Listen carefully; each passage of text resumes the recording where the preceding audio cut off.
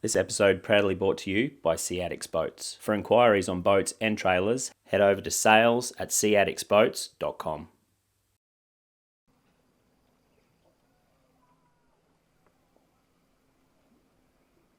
Back in the boat. Today we are going to do full boat run through. 2 years on, we've had this boat now, and I'll tell you the pros and cons and everything about it, what it's got, because by far our boat is the most asked question about what type of boat it is, how big is it, what's the beam, how much fuel, what does it do. So we're going to do that, but in out-of-line fashion. We're going to go fishing while we do it. So I'm going to take you to a little spot I haven't fished in 30 years. And I always think about it actually. So I'll tell you a little story when we get there. But first of all, we're going to go and see if we can get a livey. At the moment, we've got super high tides, like ridiculously high tides. And there's people everywhere, so just trying to choose a little beach here where we can get a couple of whiting, a little summer whiting, or a couple of potty mullet or something like that. Then we're going to hit it up the creek. So let's see if we can find a livey. Sometimes they're harder than catching actual fish, aren't they? Yeah, they are. Pain in the butt. No bait. You shouldn't do that. No, I didn't bring any bait, but head up here along these rock walls. We've seen a couple of potty mullet and that up here before, just racing off. So I'll go and nudge up here, see if we can get something. My camera girl's not going to be able to drive the boat at the same time, but is she? No. All right, go and have a suss. All right. Don't want to throw that way because there's rocks everywhere. Can see a mullet out here. Gar there. Don't collect that crab pot. Nah. Get this gar. That little squid's still Oh, look at all the potties just to the left. Are you kidding?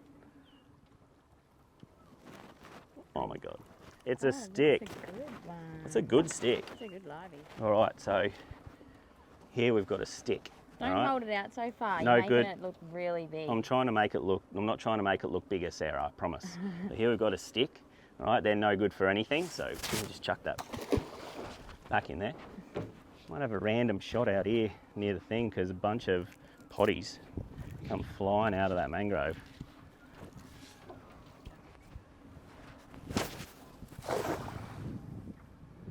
Come on, boys.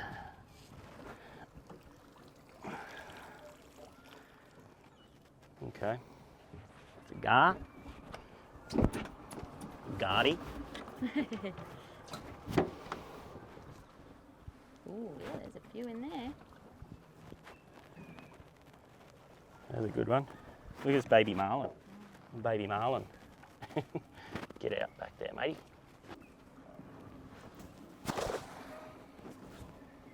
All right, that's what we want. Oh, good barrow bait. Oh, isn't he? Look at that. Oh. A few liveys together now. Some whiting. We need some whiting. Yes, whiting. Could go around the other side to the beach. There's a lot of whiting there, but it's blowing over there, like 15 to 20 knot southerly. And a lot of people. Yeah, we're right out of it here. So we got probably 10 gar in there, 2 mullet. The mullet will do for fresh. The mullet will do for flesh baits. The mullet will do for flesh baits, so that's what we'll use them for. But the gar we might try and hook up live, but they're so like what do you call it? Wussy-ish. Yeah, they die quick. They just die easy, so yeah. Really want some whiting.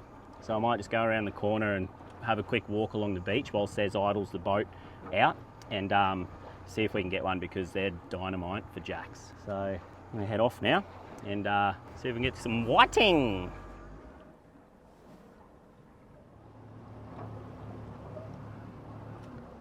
All right, so we've just come up this little creek. This creek is called Mulgarapuram Creek. It's not far from our house. And this little creek is pretty special to me because it played a vital part of me loving fishing in the ocean and all stuff like that. So I'm 40 years old at the moment. And when I was 10, so about 30 years ago, I used to have like this little business, didn't put it through the tax man of course, but I used to put my crab pots out along these mangroves just here, right along the edge. I'd have 4 pots, and I used to paddle out through this little inlet, which I'll show you shortly. I used to paddle out through there with my little backpack, my school bag on, and I used to come out and check my pots along here, and I'd get the mud crabs out, I'd tie them up, put them in my backpack, and I'd swim my boogie board back in and up this little inlet here. It's just up here to the right. And then I used to sell the crabs, don't know if that was legal or not back then. I used to sell the crabs for $20 a crab, and I used to make about 90 to 100 bucks a week as a 10-year-old doing it, so it was pretty cool. Then my uncle took one of my old bikes, and I wish I had a photo of it. He this black and white bike with the 3-spoke plastic mags, and he actually cut the whole bike up, made a boat trailer. Then we bought a little 8-foot boat with a 4 horsepower Chrysler on the back, and me and my mates used to wheel it down through these mangroves here and pull it in. Then we were full flash. We were in the boat checking the pots after a while. $400 we paid for it. My dad helped me get the motor going, but that motor used to break down all the time. So we'd go in on a high tide, and the motor would usually break down, and we'd swim it the whole way back from where we're going with the low tide. So it was pretty cool, and that really sort of made me love fishing and crabbing and all that, and it sort of set up my whole life for going and doing that sort of stuff, which is awesome. Now I get to share it with you, Sarah. Hey? While you're in the Where's Kimberley, the crabs? while you're in, well, right here. We just need pots.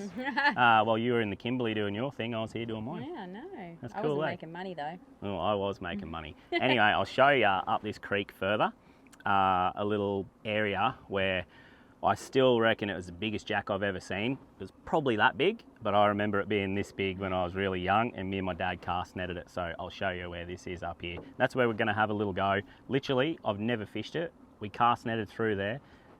I'll tell you the story when we go there. Let's go there and have a look. So this is a little inlet right here that I was talking about before. It's now completely grown over. Crazy to think that last time I was here, you could drive a boat the whole way through it. Righto, so this cliff in the background here, this is what we used to jump off on the high tides as kids. All my mates, if you're watching this, that'll bring back some memories for you. But we used to fish off there, catch brim all the time and just love it. Flatties and all sorts of stuff.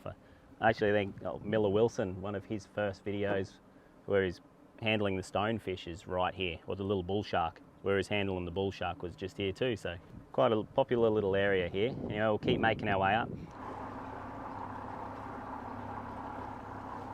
All right, now another little side hustle we had, and don't tell any about this one, but behind me you can see a golf course. So what we used to do is jump out of the trees back there, and we'd sit over here in the low tide, smear ourselves in mud. The golfers used to hit their golf balls along, we'd run out and grab them, run back and drop down in the mud. You'd see them coming like, "Where are you? There, no, you now, Sticky, steal my golf balls," and we just wouldn't move. They couldn't see us anywhere. Then we'd go and sell their golf balls for like 50 cents each. Oh my goodness. I know, but we were really clever. Like, honestly, I could make more today doing that still. Might do that actually. Oh, is that livey over there? So back here is this jack spot I was telling you about. We'll head over there now and we'll see if we can get one. I actually don't know if it's a jack spot. We just caught a massive jack there in a cast net. So anyway. It's probably a silver brim. Silver brim, yeah. Alrighty, so this is the jack spot. Now, about 30 years ago, me and Dad were up here cast netting for liveys to go fishing. Literally just in here. And next minute he's like, "Oh, I got a snag." And I'm like, "Oh, what?" He's like, "Oh, no, it's not a snag. It's not a snag. What is it?" Pulling it up, literally like it was a mangrove jack, like this big. I swear it was this big. Oh my God. I'm not joking. It was huge. I still remember it being huge, right? So I thought, oh, I've got to go back there, get some jacks, or have a go for some jacks at night time or something. I've never been back here. This is the first time we've come and fished it, middle of the day. But just looking around, there's gar and there's all sorts of stuff sort of floating around. There's beautiful plants on the side and all that. Like, what are they called? Stags? Oh, elkhorns. Pretty sure they're called elkhorns, and there's like a cactus and all sorts of stuff there. So it's pretty cool. It's got jack written all over it. It's people playing golf just next to us. So we're gonna have a little go here. Then we're gonna cook up a feed. And then I'm gonna give you a run through on everything this boat has. I'll try and do it all within a couple of minutes, but I'll answer all your questions about this boat. Alrighty? Anyway, let's get some baits in the water, Sarah. Alrighty, so all I've got is a little snood rig, live potty mullet, snip the back of his tail. It's probably a little bit big for a jack, but not the size that me and Dad got in the bloody cast net. He would have swallowed this thing. Yep. Yeah, just got a sinker down to a swivel. He tastes like red because there's a few mozzies in here. Woo-hoo! Righto guys, here we go, boat segment. This is a 5.8 metre sick plate boat. They were built in Hervey Bay. Unfortunately, he doesn't build them anymore. SICK stands for Style, Innovation and Custom. Right, it has a beam of 2840. So I had a 7.6 metre boat, a nice big boat. It was huge, it was awesome. Spent a lot of time out in the reef in it. This is a lot shorter, but it's 30 mil wider than that. So it's like a little stump, this thing. It has a really nice dead rise on it to a big flat bottom and a planing strake at the back, so it planes really nicely, turns really well, yeah, it cuts through the chop. Awesome. Okay, so in a following sea is one of your main things you want with the boat. You don't want your boat broaching or anything like that. So that was one of the things I was worried with this sort of boat. This thing, it does not broach at all. Like I've had it in horrendous seas. I've had it in 46 knot storm. I've had it in crazy weather up north. We've put this boat through the ringer, haven't we? Yeah. Big time. Definitely. Big time. And I cannot be happier with how it rides. Seriously, it is unbelievable. I love it. So it's heavy. So I believe it's 6 mil bottom, 5 or 4 mil sides, 3 mil console. Like it's a heavy boat, and it shows when you're punching into a head-on sea. So. It holds 325 litres of fuel, and I get a fuel economy at 25 knots in nice conditions of 1.8 kilometres per litre.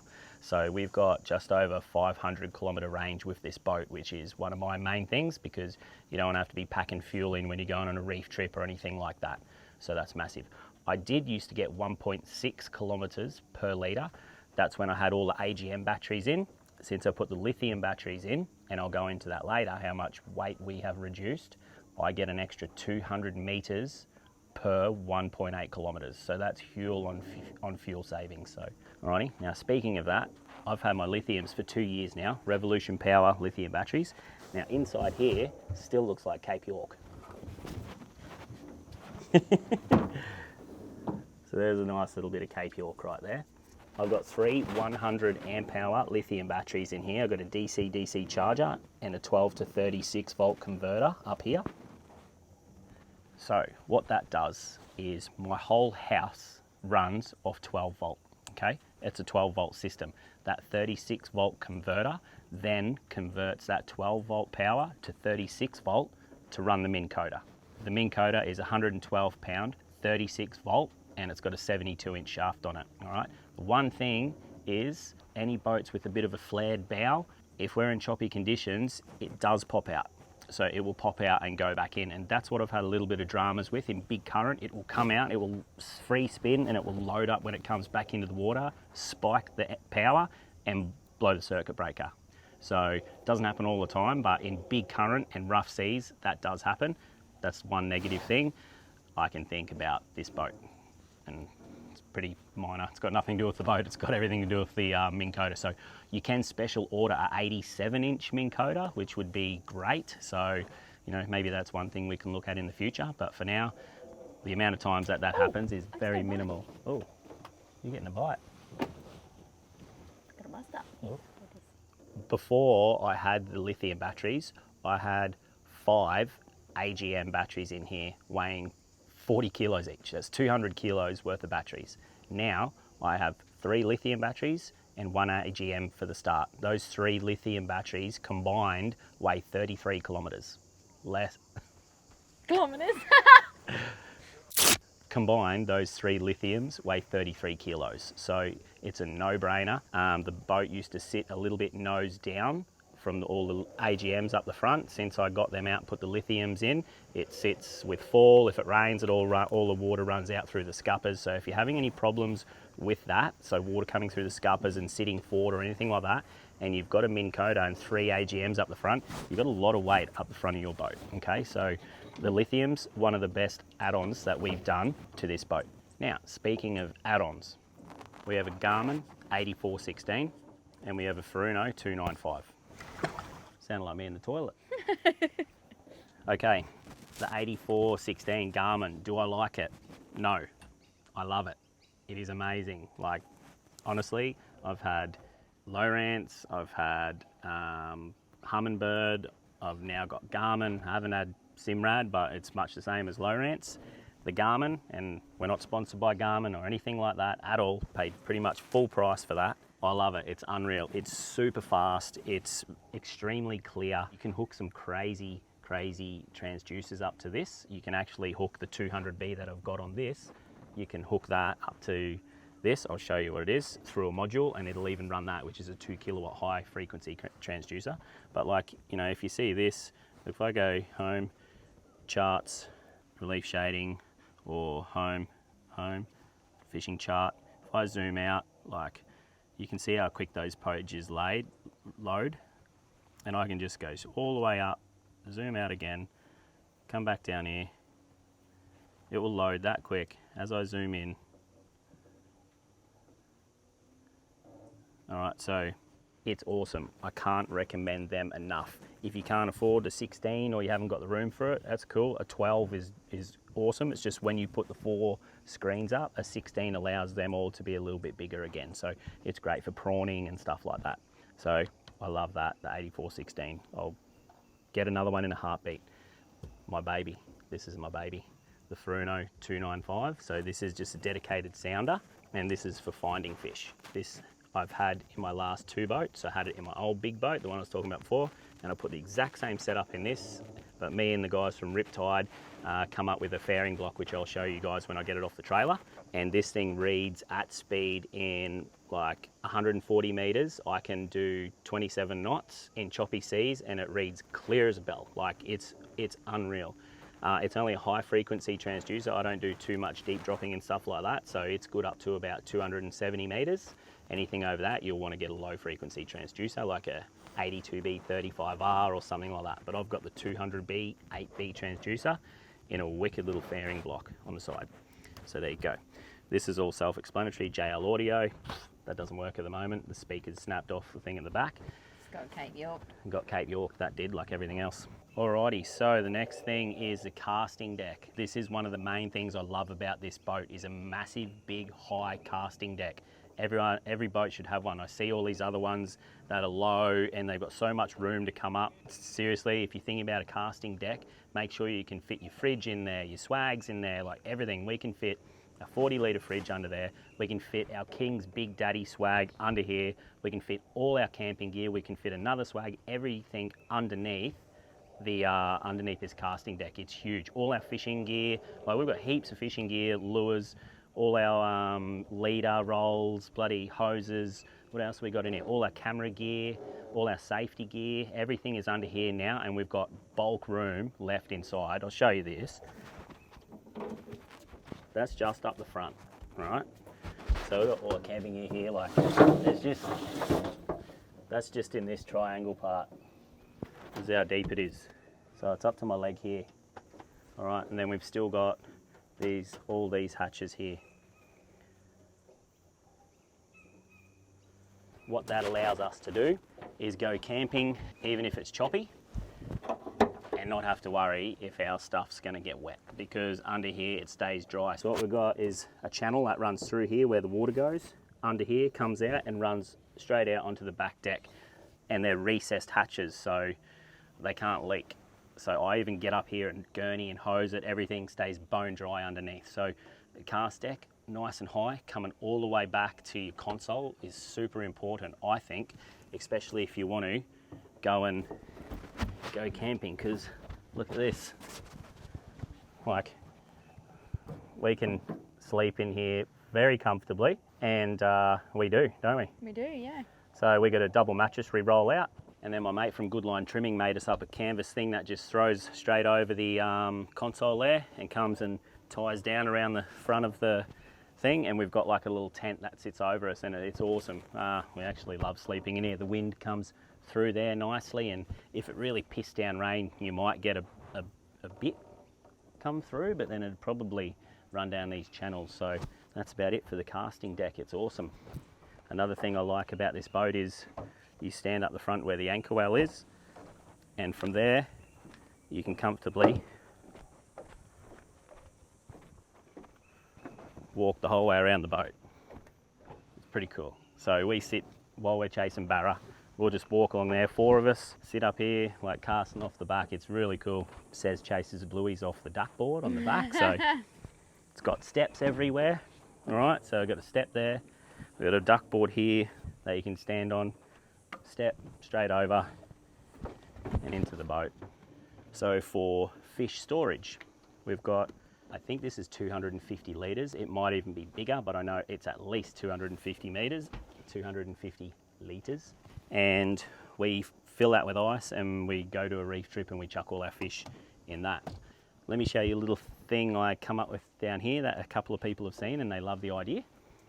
And that is my little tackle storage trays. So I bought these from Bunnings. They're the Tactics, you know, the brand Tactics, where they make all the cool stuff like this. And all I did was put a couple of harnesses under here, straps, so that does, and literally you've got all your tackle. So that's for my marlin and trolling.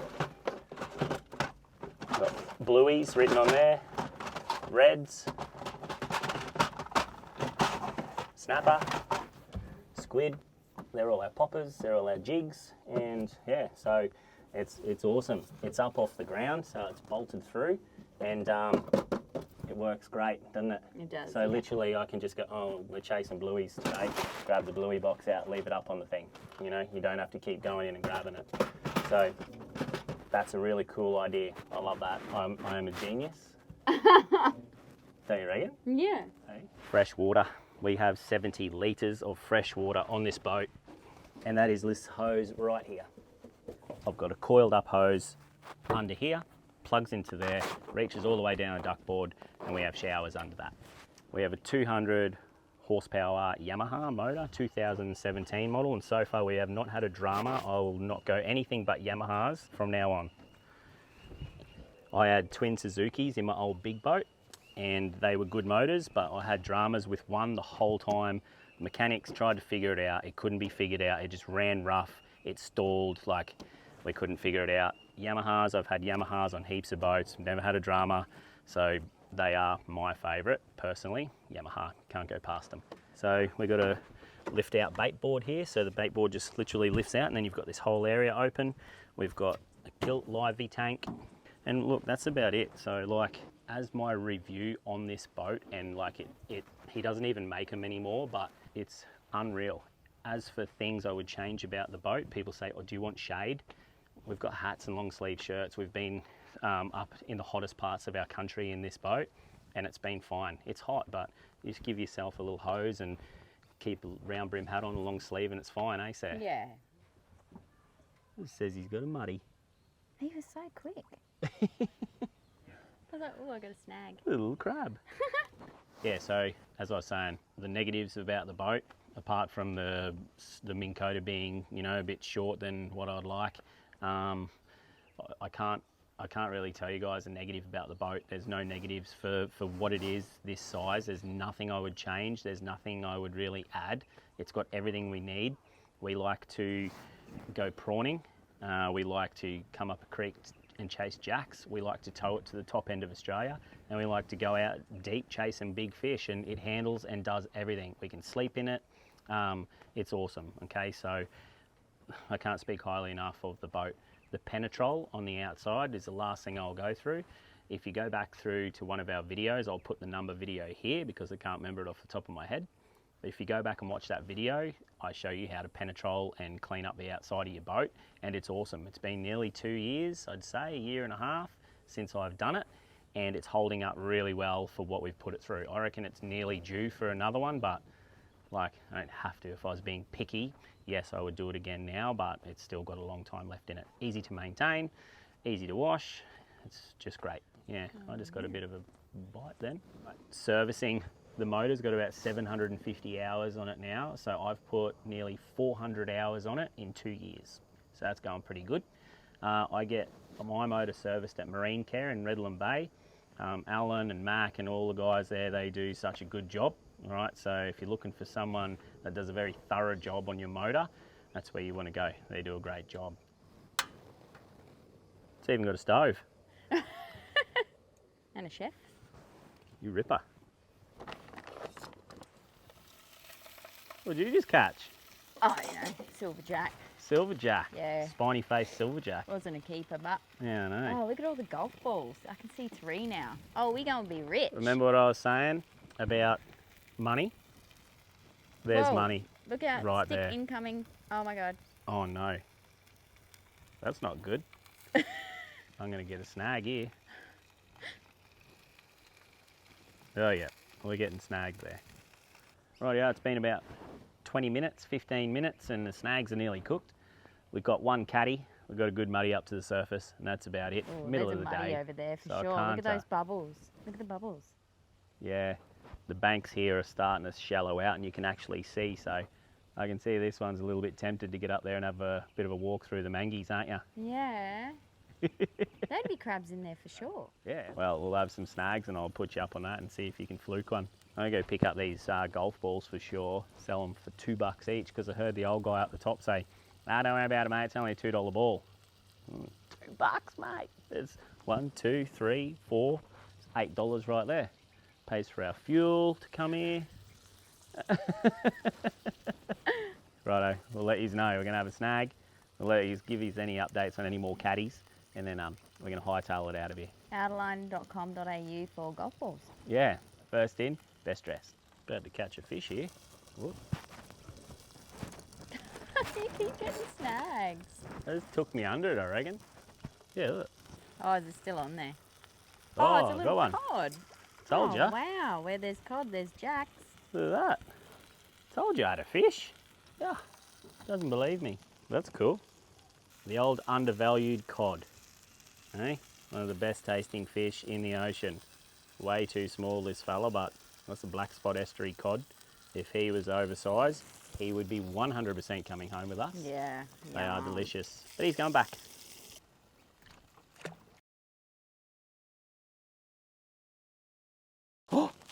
Oh my God, it's a jack, Seth. It's a jack.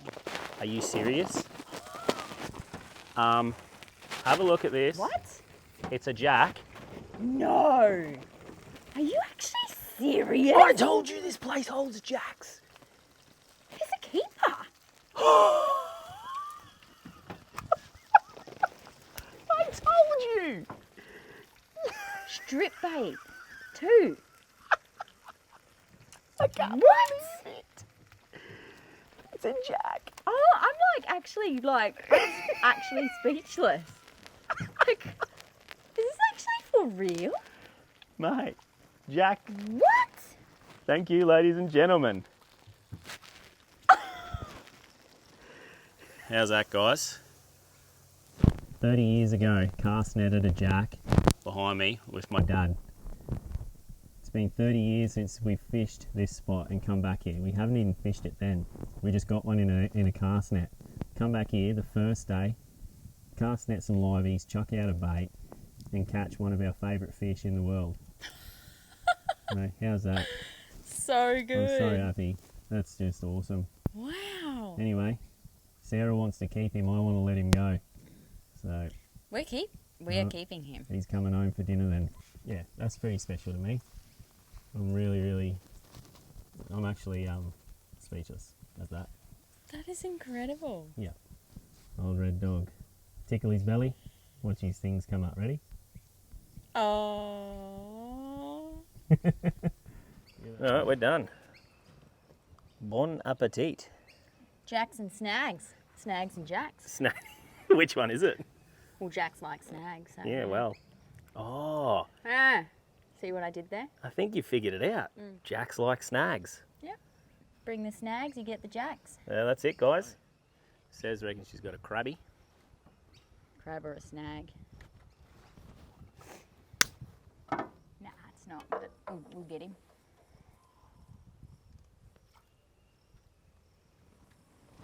Oh, no. Got my bait back. Got your bait back?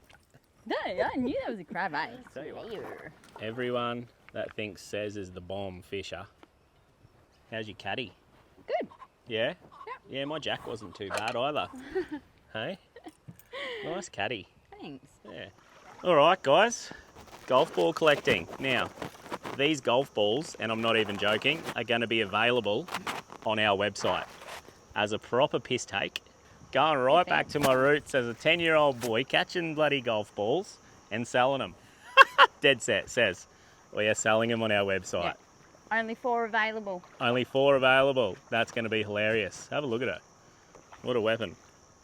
Hand caught by Sarah right here. Look at her go. See any muddies? Nah, that's what I'm looking for, but. Couple more. Oh man, it's classic. How good? Is it slippery? Yeah, so muddy. There's some good muddy holes here, actually. Is there really? Yeah. Let's go. Send it. Hope you enjoyed that video, guys. To support the channel, head over to our website, outerline.com.au, grab yourself some merch, there's plenty on there, or head over to Patreon, where you can jump online and learn everything that we know. There's also some crazy giveaways and some big discounts on our merch. Cheers, guys.